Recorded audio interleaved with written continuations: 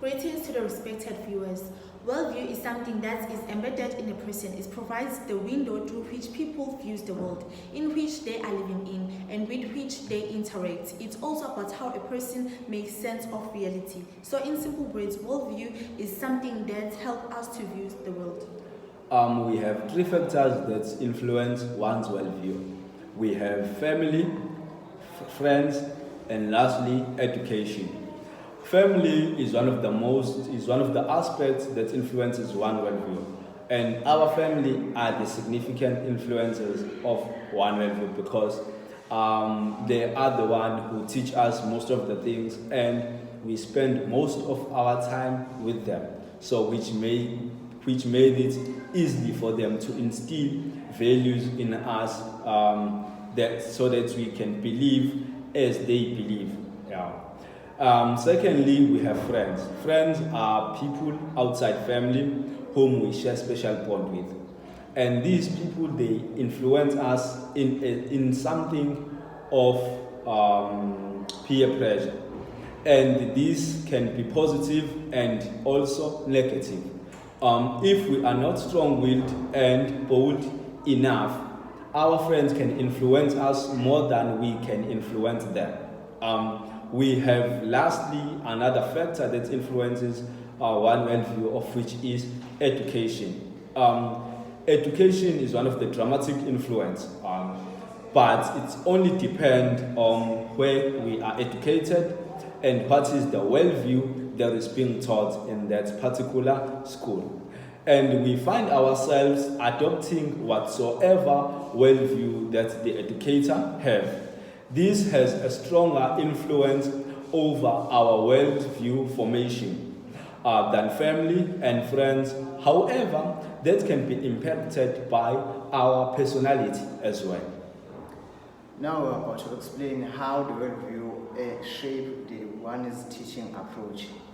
Worldview can have a significant impact on how the teacher teaches his class. Let's say there is a teacher whose worldview is being shaped by the values and the respects.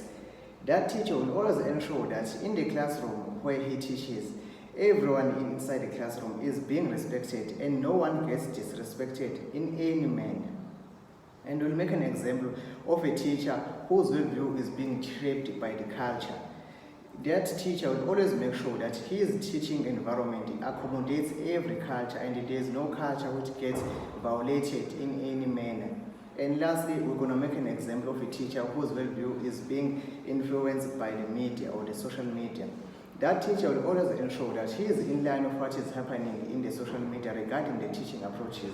He will always make sure that he adapts the new and effective skills from the social media in order to make his teaching approaches interesting. I've always wanted to be a teacher, and I'm thrilled to have the opportunity to share my love of learning with future generations. My personal experiences had a significant impact on how I view teaching and learning as I prepare to become a teacher. My belief in teaching and learning are that the teacher and the learners are always learning together collaboratively. One of the significant experiences that shaped my belief about teaching and learning was my experience that I had while I was doing my grade 10. My life science teacher was using a teacher-centered approach, which made it so hard for us to participate in class. This approach resulted in us dozing in class and in not paying much attention. We failed the subject dismally on that year.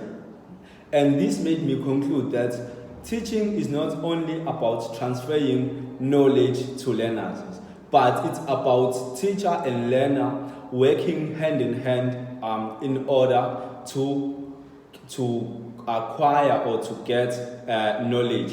And this helps learners, this also helps give learners freedom to acquire knowledge. Moreover, I would like to introduce my fellow groupmate. On my right hand side, we have Miss Ayanda Mjwana. And on this left hand side, we have Mr. Tandolwetu Mbuyas. Then we have Mr. Jabulani Mkhize and Mr. Bongani Mpele. My name is Mvuselelo Minenhle Mdletshe. My group portrays a good picture of which I strongly believe my fellow group mates will make good teachers in the near future.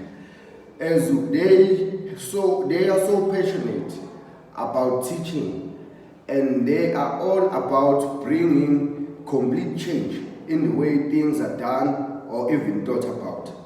My group and I, we chose learner-centered approach. This approach takes place in a classroom. Both teachers and learners share equal focus. Here, learners do not play the role of excessive listeners. Instead, they learn to collaborate with each other. Furthermore, this approach highly promotes their communication skills. My group's idea regarding of what is meant by the word ethical good teacher. An ethical good teacher is a teacher who is committed to work, focuses on educational needs of a learner, work with passion, enthusiastic about education and about work. Listen learners and give credits for their contribution, encourages creative work, motivates learners to create their ideas, lastly, encourages collaborative learning.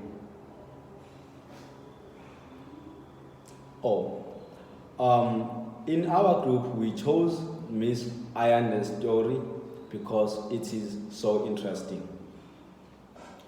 So, as I was doing grade 12 last year, and I had lost both my parents the previous year in 2021 when I was doing grade 11. My teacher was Mrs. Msomi, and she was a very good woman, and she was also kind. I had to be absent most of the days at school because I had to play a motherly figure to my younger siblings, and I had to work part-time so that I can make ends meet.